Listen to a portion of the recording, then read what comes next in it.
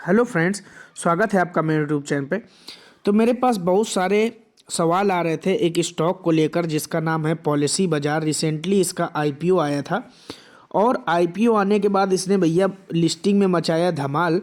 इसे हम PV fintech के नाम से भी जानते हैं।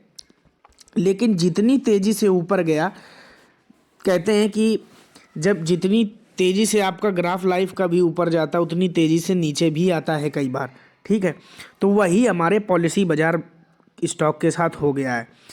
980 रुपये का इशू प्राइस था। हम आपको फिर से बताते हैं, 980 रुपये का जो इशू प्राइस था ये लिस्ट हुआ लगभग 1150 रुपये पे। ठीक है, तो लिस्टिंग प्राइस जो रहा 1150, इशू प्राइस 980। अब ये लिस्टिंग के बाद 1400 से ऊपर का हाई बनाया, वहाँ से गिरा तो इसने इशू प्राइस को भी तोड़ के 930 के पास ट्रेड कर रहा। तो सवाल तो बनते थे कि भैया ये क्या हो रहा आखिरकार पॉलिसी बाजार में। इसके पहले कि मैं अपनी बात की शुरुआत करूं, रिक्वेस्ट यही है कि अगर आप फर्स्ट टाइम इस चैनल पे विजिट कर रहे हैं तो चैनल को जरूर सब्सक्राइब कीजिए।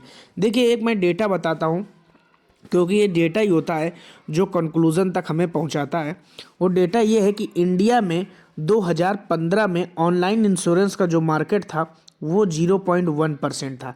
इसका मतलब था अगर 100 इंश्योरेंस मतलब 1000 इंश्योरेंस हो रहे हैं तो 999 इंश्योरेंस जो थे वो आपके ऑफलाइन होते थे और एक इंश्योरेंस केवल जो है आपका ऑनलाइन होता था। यानी 99% जो मार्केट था इंश्योरेंस का, 99.9% मार्केट 2015 में जो था वो था ऑफलाइन और 0.1% था ऑनलाइन।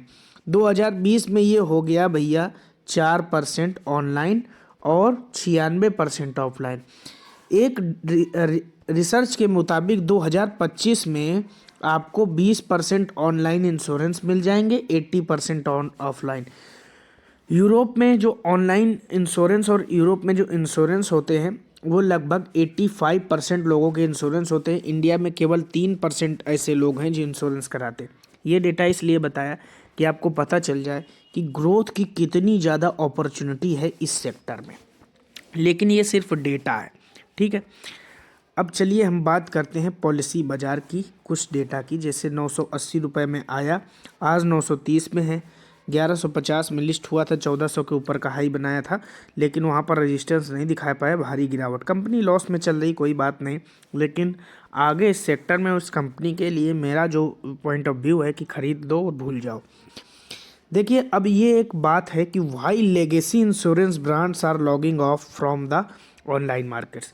बात करेंगे अब कि पॉलिसी बाजार आखिर गिर क्यों रहा। ये तो डेटा बता दिया, डेटा से एक दो कारण तो आपने खुद निकाल लिए होंगे।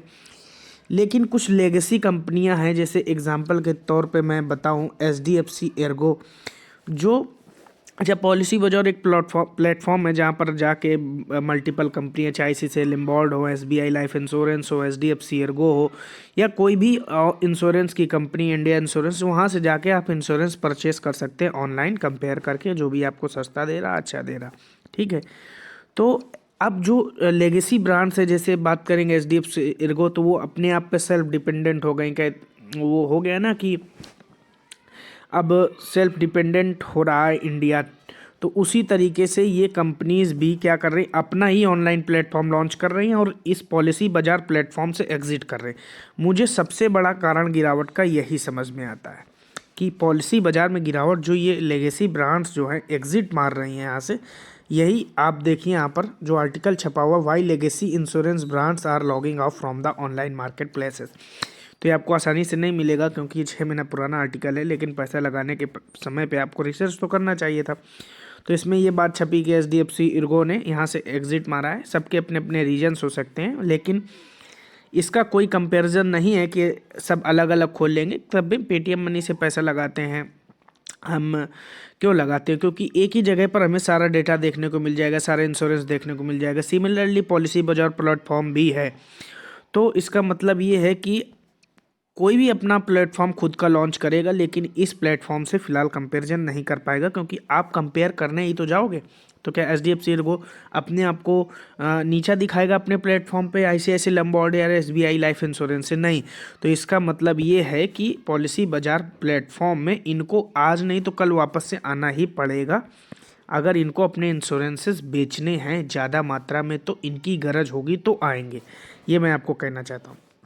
ये जो डेटा मैंने आपको वीडियो के शुरुआत में बताया 1.3 बिलियन था, हो गया है, मतलब फाइनेंशियल 20 में 4% का मार्केट कैप्चर, जो कि 2015 में आपका 0.1% था। अनुमानित डेटा है ये 2025 तक में 20% होने का 16 बिलियन। तो यहाँ से भैया आप समझ सकते हो कि यहाँ पर कितना अच्छा ग्रोथ का चांसेस है, और ख़ासकर उस कंपनी से जिसने ऑनलाइन मार्केट प्लेसेस में वेब में 93% का मार्केट कैप्चर कर रखा है। तो लगभग अगर ये 16 बिलियन है तो ये आप समझ लीजिए कि 14 बिलियन तो आपकी यही ले जाने वाली पॉलिसी बाजार। तो मतलब समझ सकते हैं अगर उसी चीज़ को इन्होंने लगातार जारी रखा। पीवी फिनटेक के शेयर की बात करेंगे, आज भी लगभग 2.78% डाउन है, 3,54,000 से स्टेट हुए, 50% डिलीवरी भी दिख रही है आपको। अब यहाँ पर आप देख लीजिए कि पिछले 12 दिनों से इस 900 और 1000 लेवल के पास रेजिस्टेंस दिखाई दे रहा है। मेरा ऐसा मानना है कि 910 पर इसको स्ट्रॉन्ग सपोर्ट मिल सकता है, 890 पर मिल सकता है। इससे ज़्यादा गिरावट मुझे इस स्टॉक में दिखाई नहीं देती है। जो भी बताया आपको वीडियो के शुरुआत में और वीडियो के अंत में, मेरा ऐसा मानना है कि पॉलिसी बाजार इस साल के अंत तक आपको 1700 से 1800 का लेवल छूता हुआ दिखाई दे सकता है, यानी पैसा यहाँ से जस्ट डबल हो सकता है, जैसा कि हमारा चैनल का नाम है। वीडियो आपको जैसा भी लगा कमेंट बॉक्स में बताइएगा। फर्स्ट टाइम चैनल पे विजिट किया, चैनल को सब्सक्राइब कीजिएगा। Thank you for watching. जय हिंद।